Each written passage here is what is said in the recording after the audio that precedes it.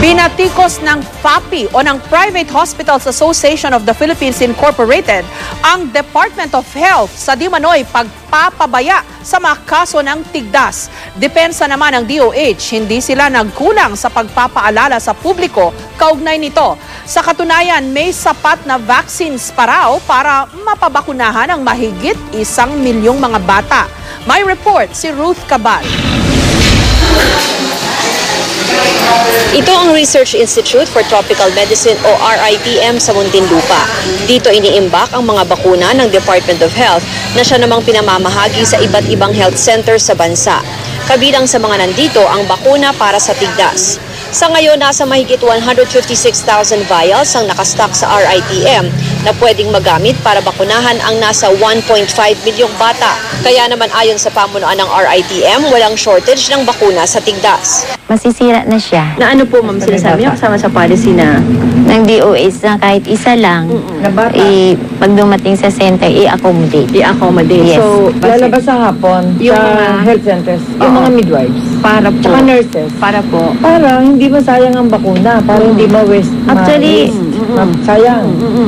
Kaya maganda yung ginagawa ngayon na nagbabahay-bahay, ano po? Yes. Oo. Yun ang talagang dapat eh. Bukod sa regular stock na na-deliver na sa mga DOH regional offices, may buffer pa raw sila ng bakuna na sapat para sa susunod na 3 buwan.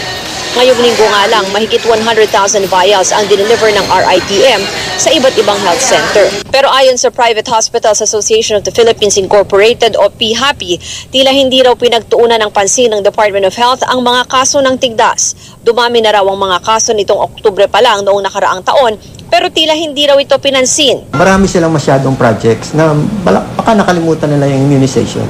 Even before magkaroon ng tigdas, dapat meron na tayong health education at information campaign like nang ginawa natin sa Paputok. Dagdag pa nila, marami raw nasayang na mga bakuna.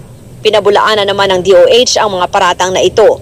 Hindi raw tumigil ang pagbabakuna at ang kanilang paalala na baka kumalat ang tigdas bago pa manalasa ang bagyong Yolanda. Noong bandang April, may outbreak sa Laguna.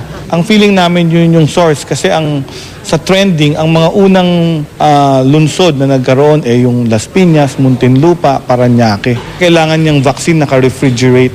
Sine-check yan yung supply, yung storage nila, at yung mga number ng mga binibigyan nila. Sa ngayon, may mga naitatala pa ring bagong insidente ng tigdas. Sa Sorsogon, 3 barangay na sa bayan ng Castilla ang tinamaan nito. Ang Pangasinan Provincial Hospital, naglaan na ng fast lane para sa mga tinamaan ng measles. Hindi pa kami na-alarma dito kasi ang kon namin dito as long as hindi pa dumarating yung laboratory kasi pinapalaboratory namin to ang gumagawa sa Manila, no? Pag kami nag-positive doon, then pwede sigurong sabihin namin na yung tinatawag na outbreak. No? As long as wala pang nag-positive, hindi pa kami mag-declare na ito outbreak. At saka ang nakakapag-declare lang ang aming PHO. Sa ilang syudad naman sa Metro Manila gaya ng Parañaque at Las Piñas, tuloy-tuloy ang pag-house-to-house ng mga health worker para mapigilan ang pagkalat ng sakit. Sa pagtatala ng National Epidemiology Center, umabot na sa 1,870 ang kaso ng tigdas na naitala sa bansa mula noong January hanggang December 21, 2013.